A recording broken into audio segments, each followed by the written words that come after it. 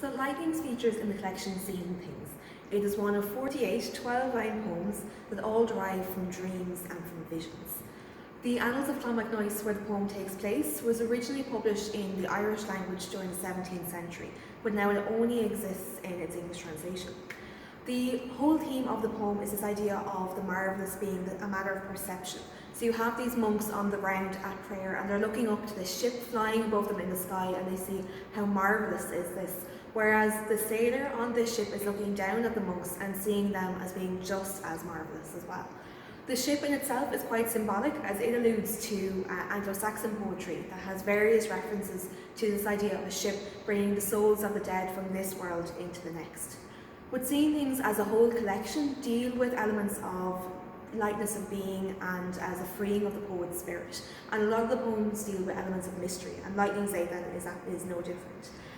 The poem deals with contrasts, so you have this whole idea of a secular world and a world of religion, you have a world of prayer and a world of action, and a earthed world and one that kind of floats free. With the poem itself is written in 4 3-line stanzas, and Heaney himself thought that this was quite an arbitrary form, but thought it was quite apt for telling this traditional tale. And even the language itself is quite simple and matter of fact, but I think it just shows how good Heaney was at seeing the extraordinary in the ordinary. But again, join me next week for our last Leaving Cert poem, Tate's Avenue.